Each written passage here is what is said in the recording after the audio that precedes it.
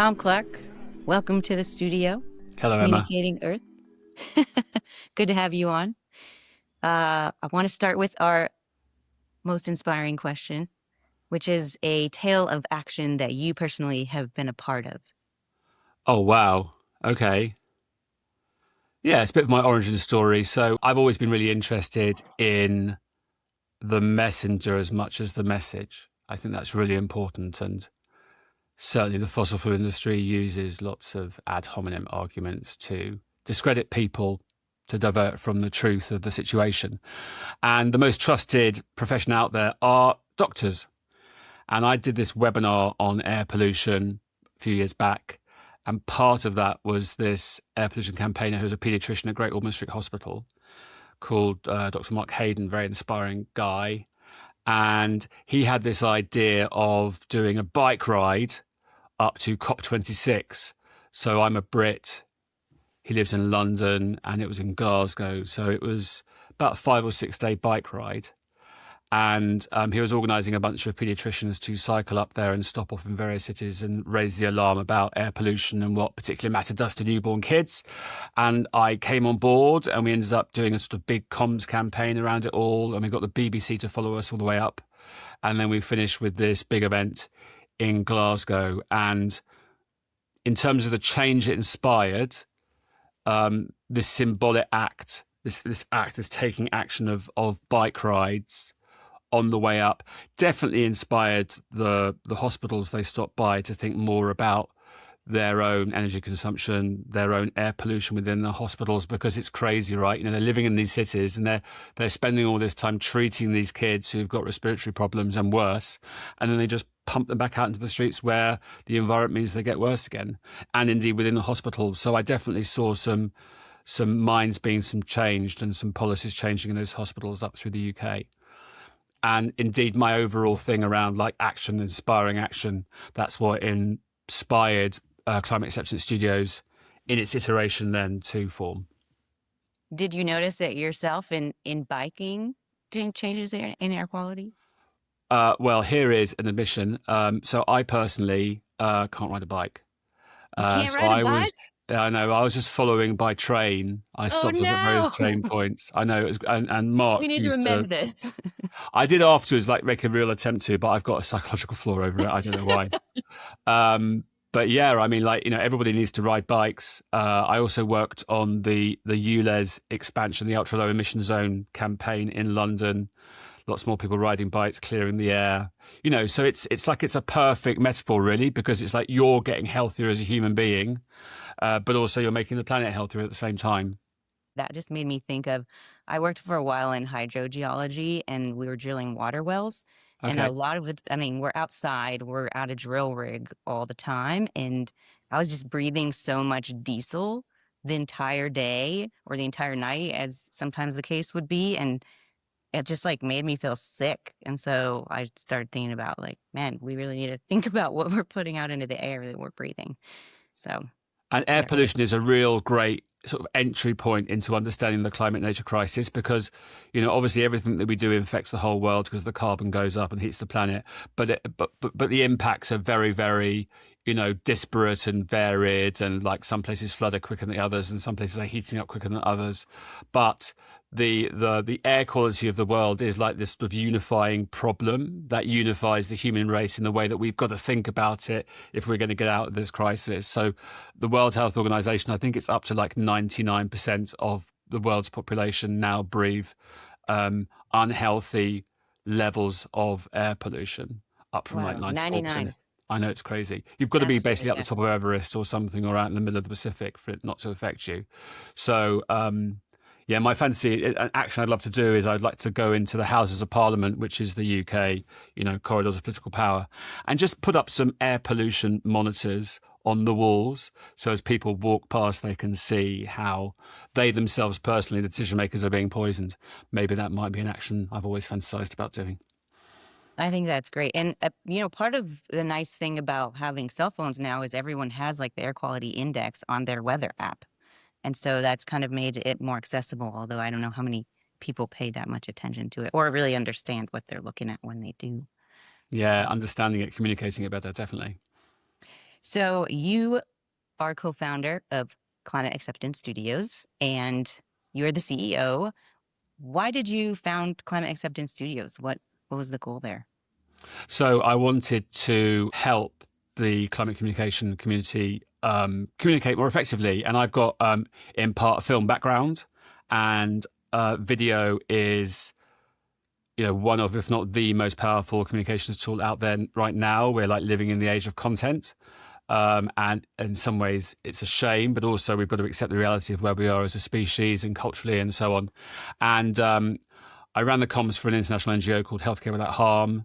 And I did loads of things for their COP28 campaign, but one of which was I just made some films on my smartphone, and the reaction was so positive that I thought, what's going on here? Did some research, and I worked out that video was being underused. And then coincidentally, at the same time, the gorgeous Nathaniel Walters, who will be a star of a future podcast, approached me. I'd worked with him a couple of times before. I didn't know him very well, saying, looking for work. And I said, well, I'm not going to work, but I've got an idea.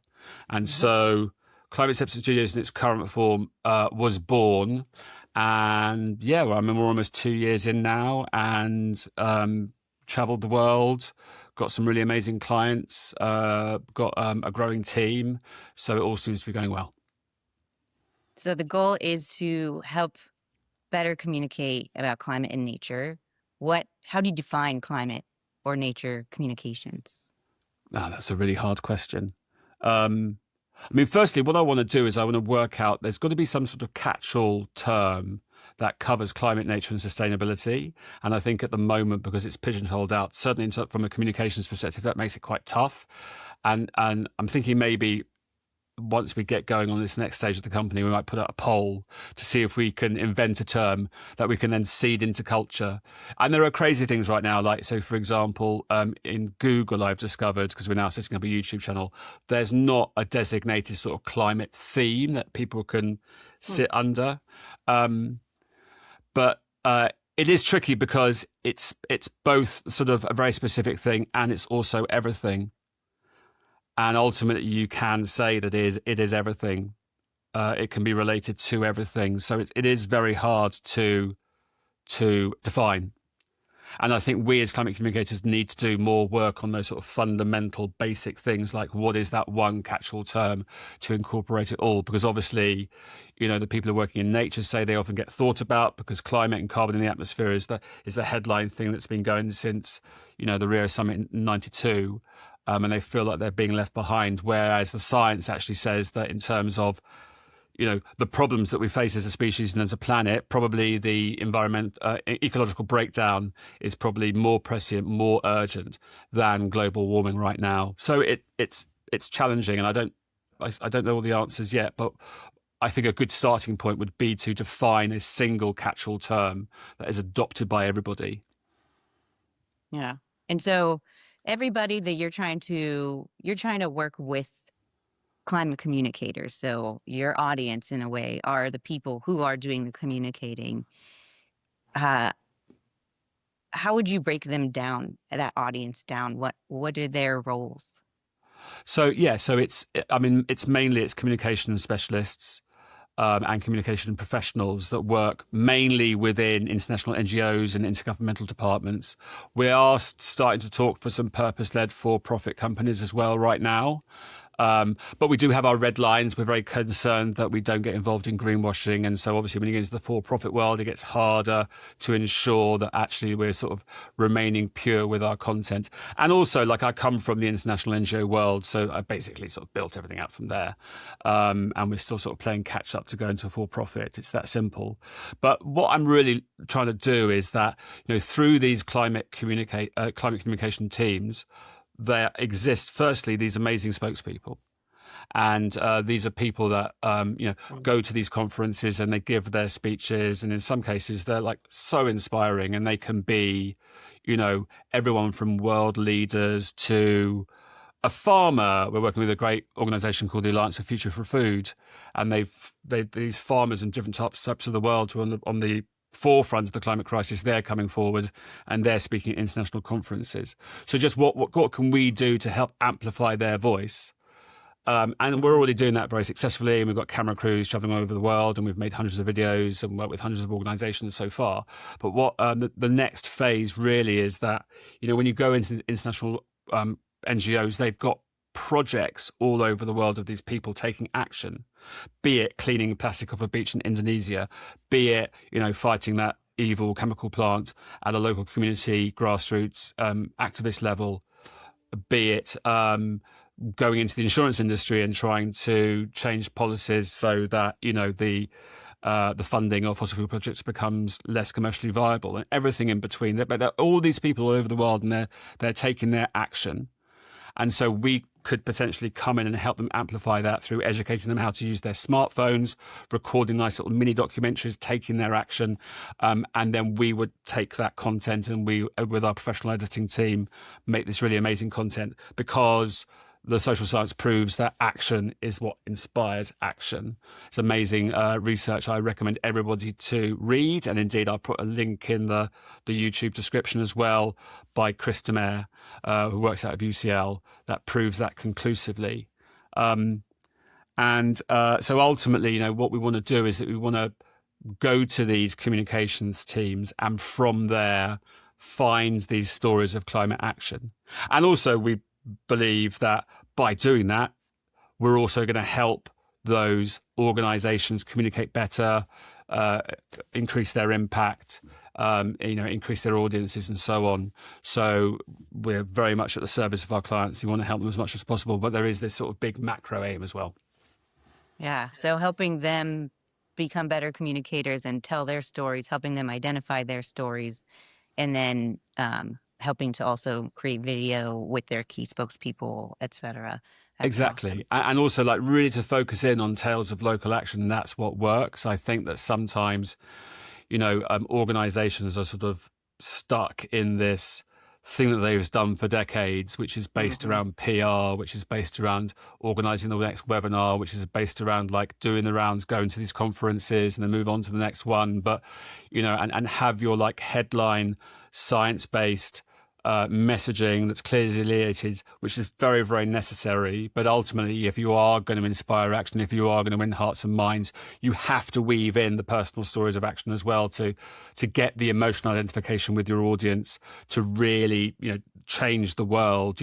Rosa Parks on a bus in Alabama was the thing that triggered the civil rights movement in America. It wasn't, leaders standing up on stages, giving lots of well-articulated stats around the disparity of income between black and white people in the States. It was the Rosa Parks story. That's what inspired the action. So we have to take that ethos, I think, more into the climate and nature movement, because that's why we're all here, right? Yeah. So you've been doing this for a year and a half, 2 years-ish now? Well, I've been in, so this company, which is focused on video, 2.5 years, but I've been in the climate communications game now since 2019. So I guess let's go back to 2019. Yeah. So I was working in consulting. I was working in business development and consulting. I had a very well-paid job, living a life, and fine, lovely middle class, reasonably well-off life, but it had always been there, and one night I just basically found this talk from a spokesperson in Extinction Rebellion, which was before actually Extinction Rebellion got big, and they give what's called the talk, and it basically lays out just how much trouble we're in. And I've got a young family, and I cried for a couple of days, and then I took action, and I basically nagged them until I, was accepted in. And then I found myself eventually, firstly sort of recruiting celebrities to speak on behalf of Extinction Rebellion, because in a previous life I'd wanted to be a film producer, so I had some contacts. And then latterly preparing spokespeople to speak in front of the media. And I went through the first couple of rebellions, but then I decided that activism wasn't for me. I'm not sort of constitutionally, it doesn't, I got too sort of het up, shall we say. So then I sort of moved over more into civil society, and that led me on a journey to the point where I was running the comms for this NGO, as I referenced earlier, and then from there to this. And so overall, your time doing that, is there like one key story of action that stands out in your head that you know, this is a really great story that needed to be shared, or that you still think about today, or of local action that just is inspiring to you? Well, yeah, that's a. Let me think. Let me think. So I set up this climate and health spokesperson network for an amazing organisation called the UK Health Alliance on Climate Change. So you've got all the representative bodies of all the medical professions which sit outside of people working directly for hospitals. So the General Medical Council, the Royal Association of Psychiatrists, and so on. Mm. And we convene them together for this media training over a couple of days. And we had like a psychiatrist, a pediatrician, a sociologist, you know, and all the different sort of medical professions in one room at the same time.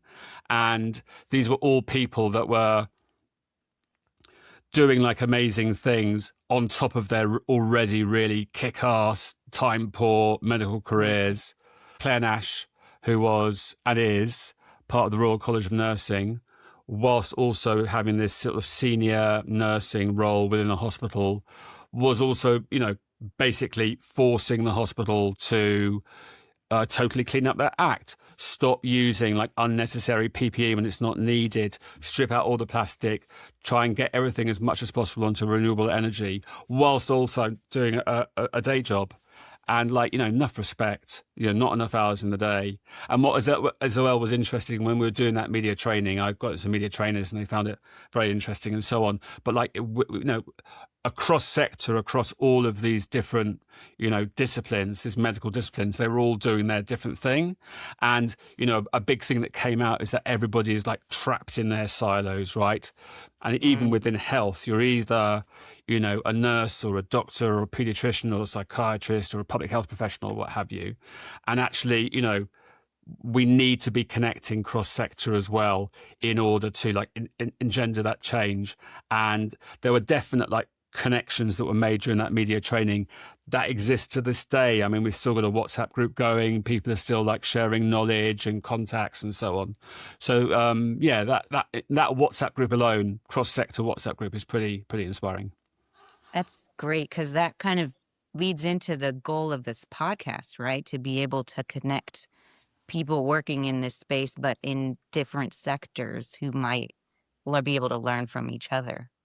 Absolutely. I hadn't even planned that. There we go. That was nice and synergistic. Yeah, so I mean, we're actually doing some data analysis on our client base right now, and we're working out like exactly how many climate justice people, food people, oceans people, finance people, you know, sustainable business people we've worked with, and the spread is quite, you know, broad. And I suppose when I was thinking about the podcast, yeah, there's lots of cross-sectoral knowledge to share. And so wouldn't it be interesting if a climate comms professional working in oceans worked out how a climate comms professional working in sustainable finance uses LinkedIn? Maybe they can use something from that so they can become more effective at their job. And that's the overall principle. Like, you know, so you've got like the podcast is by and for climate communicators, both in front of and behind, you know, the camera. But then beyond that, it's from every walk of life, every sector, every colour, race and creed, every part of the world, every discipline. Yeah, great. Okay, so I want to go back briefly. You mentioned Krista Mayer and this science that he's done about action begets action. How are you incorporating climate communication science into the Climate Acceptance Studios platform, into Communicating Earth? Well, I mean, aside from this podcast, which is, we want to encourage people, as you've asked me, to talk about their tales of action so they can then be clipped out to hopefully inspire more people. We are planning to set up a whole number of resources that people can access to enable them to tell their stories of climate action more fully. And I think definitely a target for this year, which is in my sort of second, third year of the company, to try and encourage our own clients when we're doing our job briefs to incorporate in more tales of action. So we have this free conference offer that we use at the start so we can prove that we're good to our clients. And at the moment, we have these three set questions we ask, which is why are you here at this conference? What's your main message? And also, what brings you joy? We love asking that question because it frees people up and gets an emotional response. So maybe when we're doing that, we could also weave in now, and what's your favorite tale of action? So that gets them thinking. It's part of a bit of content that we can create for them for their channels, but also we can clip it out and we can use it on our channels as well to sort of get that drumbeat of action going. Great. So what do you see as your biggest challenge? Where to start? From what perspective? From a business perspective, we're like a young company. We are. I think we're starting to get a bit more known now. What we do is we find it quite hard to win clients, but once we won them, we then retain them. And so right now there's that challenge, although we are doing very well. And then there's the overall challenge of sort of managing the growth of the company and making sure we maintain our reputation and delivery and so on. So there's that challenge. But I think also, there's very, very obvious macro, socioeconomic, political challenges right now. But I'm not going to worry about that. I've just got to get my head down and focus on what I can control. But I think the main one is this cultural thing, is this, the use of video, the use of your smartphones to create content. And I get it, right? It's often synonymous with, rampant consumerism and sort of neoliberal ideology. And, we're getting to the stage now where AI slop is over 50% of the content on the internet and it's starting to eat itself. But, and so people therefore see the production of content as a dirty word. But I would argue quite passionately, that's all the more reason to do it. We've got to compete against the AI slot. We've got to have the real people telling the real stories to overcome that. And we have to accept, that we are in this world reaching these audiences. And if we have content that's based around the science of climate communications, i.e. stories of action that's inspiring action, that will be the thing that will stop the person scrolling to make them sit up and take notice and go off and do their thing. Just like when I was scrolling around YouTube back in 2019 and I found that video where XR was giving their talk. That's what inspired me to totally change my career, abandon a very, very stable, well-paid job. My wife has been amazing and very patient through the whole thing. I'm hoping that my story can be replicated out to the billions of people that are watching video every day online. Yeah. And conversely, what has been your biggest success thinking over the course of Climate Acceptance Studios? I mean, I think we got together a really good team. I don't know about you, Em, but I think that we had a team meeting yesterday where I potentially went on for a bit too long, and it lasted for 3 hours when it should have lasted for 2. But I think overall everyone's pulling in the same direction. There's been a bunch of people that I've been working with now for either a year and a half or certainly a few months, and we're getting there, but everybody is trusting that I'm going to pay their invoices every month, and I do in the end. And there's an overall definite collective spirit that we're all sort of pulling in the same direction, and we're over time shifting roles and moving around a bit to make sure that everybody's where they're comfortable. And I think we're creating a good working culture, because what we've achieved, I think, is pretty remarkable, bearing in mind, nobody knew who we were 20 months ago, and we're now working with big international brands and charities and so on. So if you were to have a one-liner or your elevator pitch to you run into somebody you really want to work with in the elevator, what do you say? Oh, well, I say, so we're Climate Acceptance Studios. We exclusively produce video content for organizations that are genuinely dedicated to tackling the climate and nature crisis. Great. All right. I want to go into the quick fire round. I love it. And this was my idea. So therefore, this is a bed that I very much made that I'm now like, rolling around in. So here we go. All right. What's the first word that comes to mind when I say climate? Rest of my life. That's 3 words. My life. Life. Life. I like it. Are you an activist, a campaigner, an advocate, an environmentalist? What would you call yourself? I've been all these things at various points, as I've already answered. But I think right now I'm sitting on like the cusp of campaigner and advocate. Just really quick, what is a campaigner? So a campaigner is a person who organizes a specific campaign with a specific focus and a specific message, targeting a specific audience a specific way for a specific end goal. An advocate, I think, is someone who's more working in a more generalist way to try and sort of gently, or maybe not so gently, nudge and change the overall system. All right. Other people might disagree with those interpretations, but there we go. Definitions. There we go. That's why you had to define it for you.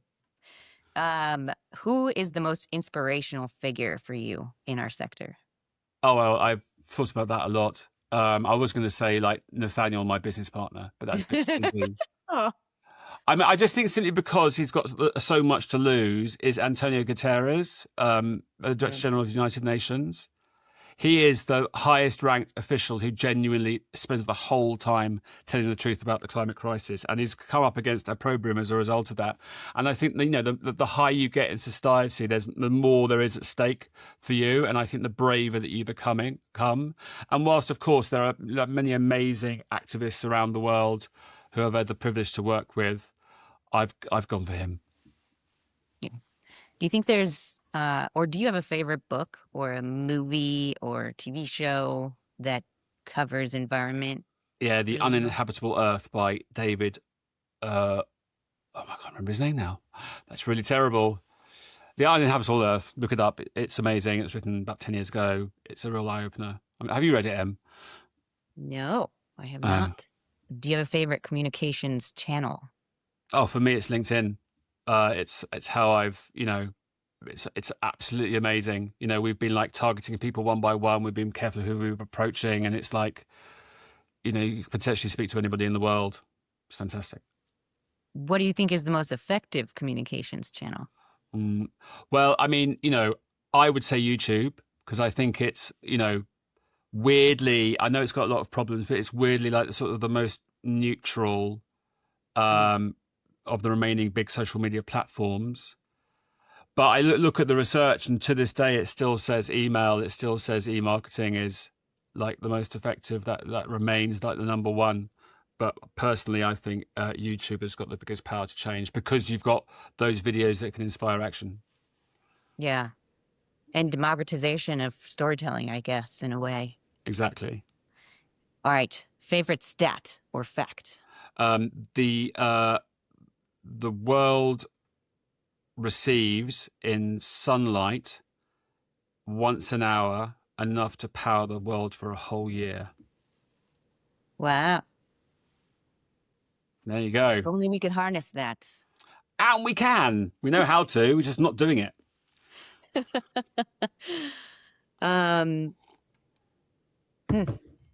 That's mind-blowing, isn't it? That's not you for 6, isn't it? Yeah, I guess in 1 hour over the whole Earth. Yeah. Okay. And enough energy power right over the whole Earth hits the surface of the Earth to power the world for a year. Yeah. Wow. Very cool. I like that stat. Okay, what's a climate myth or misconception you wish that you could permanently retire? The climate is always changing, and so therefore we don't need to worry about it. And the thing is, it's sort of cherry picking because it's not about the fact that climate's always changing. It's the rate at which it's changing, which is unprecedented in the many, many billions of years that the Earth has existed. And it's entirely caused by us. What's one thing you wished you could change about the climate communications sector that you think would have the most impact? I think climate communicators, when they talk about, following the science, they have to follow the science of climate communication itself as well. There's endless, amazing studies out there about how to communicate effectively, and that should be the first port of call for all climate communicators, I think. Because otherwise, what's the point, right? You've got to be effective in your communication, so follow the Yeah. science itself. Yeah. Who do you think is doing a really good job at that? Um, that's a really good question. I think 350.org was doing a really good job at that, although there are some ambiguities over like a preponderance for protest imagery because it turns some people off. But there's that, there's that definite tail, those definite tails of action. Yeah. I think, I think the activists of the world have done, very, very well. There's a group in the UK called the Local Storytelling Exchange that has just started to do like grassroots tales of action that they're then bringing to their community and to the wider audience. And I think again the Nature Conservancy, the big international NGO, because that's based around, it's a chapter-based thing that's based around local people doing their individual bits. And they're then communicating their change. Basically, anybody that is communicating tales of action. Great. What is your number one source of climate information? I go to the science, right? I go to Nature. I'm always looking at the climate communication science. So those climate communication scientific reports I'm looking at, and also on YouTube there are some great YouTubers I really really admire as well, like Simon Clark and Just Have a Think. Yeah. All right. So that's the end of the quick fire round. So do you think if all the climate nature communicators got together and focused on one thing, what would that thing be? Yeah, it would be Tales of Action. Okay. All right. If they focus all their efforts at like making sure of finding all of their tales of action and communicating those above everything else. Because we're living in a state of pluralistic ignorance, right? So we worked with a bunch of German academics and made a movie. We're the majority. We're the majority of Earth. Check it out. You can download a free video for your channels. It's really awesome. And this science, they did a massive study of the world's population. They through various market research agencies, they interviewed over 2 million people. So a real representative sort of feeling of the.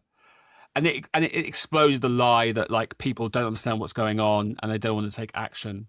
It actually proved conclusively that if you take the human race as a whole, the vast majority of people want to take action. And indeed, the vast majority of people are willing to give up like 1% of their income per month in order to donate it to climate. But then they went on to ask, okay, so how many of your fellow human beings share your opinion?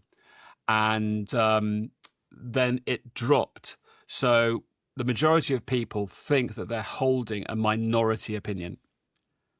And so if we go back to our, ancestors from Africa 10,000 years ago, and we're all living in tribes, shame is an incredibly important sort of social control, a social mechanism, which is why, the accusations of hypocrisy are so powerful and why they're often used perniciously through fossil fuel friends in the media in order to sort of shut people up. But if people can start to see all of these tales of action all over the world, then they'll start to realize they're not in the minority; they are in the majority, and so therefore the shame will be lifted, and so they'll be more inclined to they themselves take action. But it's because all those polls go like, what is the most important issue in your life right now? And then they go, well, cost of living crisis or immigration or, whatever it might be. And, the climate ranks very, very low. But that is statistically, erroneous because, as I said earlier, the climate is everything. It can't be pigeonholed into like one thing. And so then that's used as a justification or a more a sort of an opinion that, we are in the minority, but we're not. We're in the majority, and we've got to realize it sooner rather than later. And it's, I think, our responsibility as climate communicators to sort of communicate that message above all others. So maybe actually that is my number one message rather than Tales of Action, to communicate that message. All right. So do you have a go-to analogy or a metaphor to help explain the climate crisis to people? I do. And it's, I mean, this doesn't cover the ecological climate crisis. It just covers climate. But, people say, well, 1.5, it's not very much, is it? It's just like a degree and a half.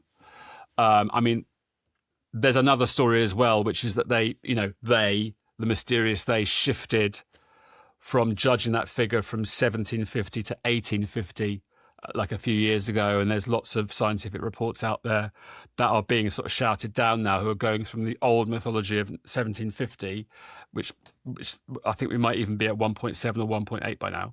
But anyway, leaving that to one side, it's still not very much, isn't it? Until you think about human beings and our body temperature, right? So if we are a degree over our normal body temperature, we're ill.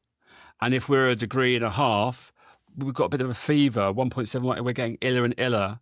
And then, if you go up to, so current projections is that we're heading to a 2.7 temperature increase. If you're 2.7 degrees over your baseline temperature as a human being, you're in bed, you've got a fever, you're near a coma.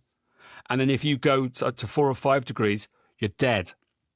Mm-hmm. And so I think that that's a really sort of wonderful metaphor, because, it shows as well the thing that, we're not above nature. We are in harmony with nature. We're living, in parallel with the overall Earth systems. And, when push comes to shove and nature wants to fight back, to this day, we do not stand a chance. Yeah, I agree. Yeah, I mean, I think that's a great metaphor to help show how much just a little bit of change in temperature really does affect us. I had a fish, and I tried to have fish, and, they live in water, but you have to keep the water at like perfect temperature, perfect chemistry, otherwise the fish die. And so I kept buying these fish and trying to keep the water perfect, and they just kept dying. And so it sort of taught me that, like, wow, like, animals are or living things are within a very narrow spectrum. And so we have to stay within that spectrum in order to survive, at least how we have been surviving, because especially if it's changing so rapidly, we can't adapt quickly enough. So I think one thing I'm really interested in hearing from you is you went into this, starting this new business. How did you think about it when you first went in? And what now, looking back, have you learned, have you changed about how you're approaching this? Oh, wow, that's a really good question. Why I'm really excited is that it sort of brings together the culmination of my life. So I've had a very varied career. I've been recently diagnosed ADHD, and it's quite classic. So I wanted to be a theatre director for a bit, and then I went in and I wanted to make films, and I became a film producer. And in between times, I used to wait tables, and in between that, I used in business, working at high end of B2B, and I ended up running sales teams and doing business development, and that was just to fund the creative projects. And then latterly, suddenly, it's become like environmentalism. So, and I'm obsessed with YouTube. I'm a real sort of YouTube addict, and I'm really interested in online audiences and the power of online. So this is like the culmination in bringing together all of that all at the same time. It is a business. We are for profit, but we are purpose led. Got no interested in becoming rich. Just want to make a living. But ultimately, that's the way that I want to go. I've been within like the philanthropic funded project, and it's I found it very challenging. It's very sort of restrictive, whereas this is a bit sort of freer as long as we have our clearly delineated red lines. So there's sort of that. I've been naturally working in the private sector my whole life, and obviously we've got the environmentalism that I talked about at length. We've got the film production. We've got the internet. So it's sort of bringing all of that together at the same time. I have been a bit of a sort of serial entrepreneur, and this by far is the most successful project of any that I've run. And I think it's just because I'm older and wiser and I've made my mistakes and I've learned from them. But I've still made mistakes throughout the course of this as well. And the big thing that I'm just bringing in right now is actually doing a massive listening exercise.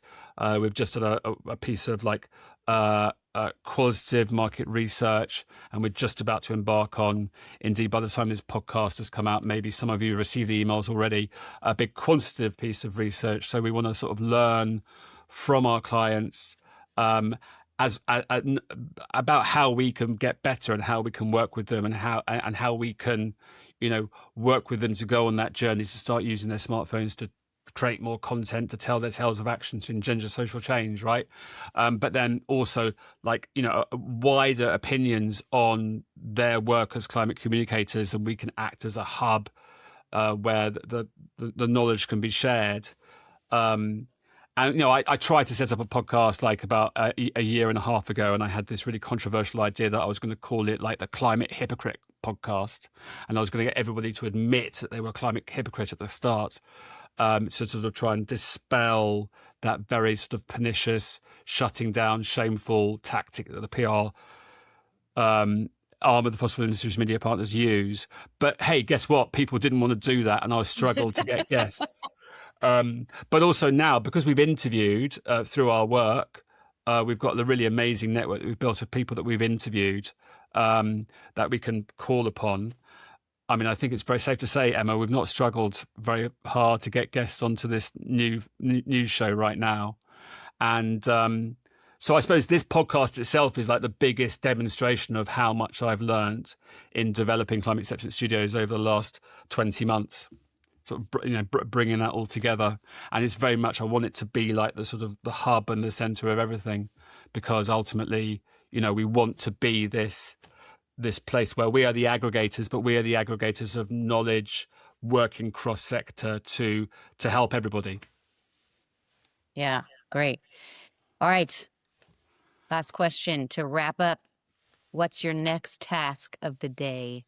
Oh, wow. Okay, that's really good. I am going to meet with the amazing Natalie, who I don't know how I exist without her right now. So we are just about to finalize sending out that market research piece via email to everybody, and we're hoping that we're gonna get lots and lots of responses and learn a lot. But we're entering this world of email marketing for the first time, so we're just sort of finishing off all the technical stuff around that. That's the next thing I'm doing. What about you? What are you doing after this?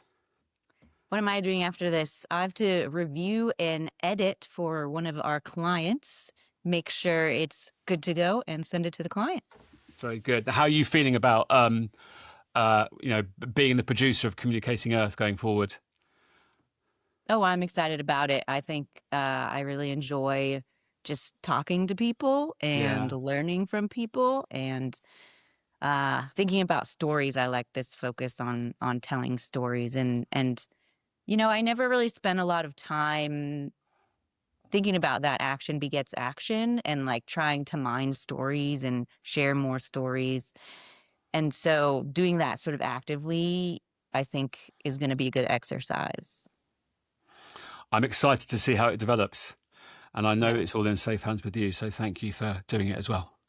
Well, thank you. And thanks for joining me on the podcast. Brilliant. Thanks very much. Bye. Bye.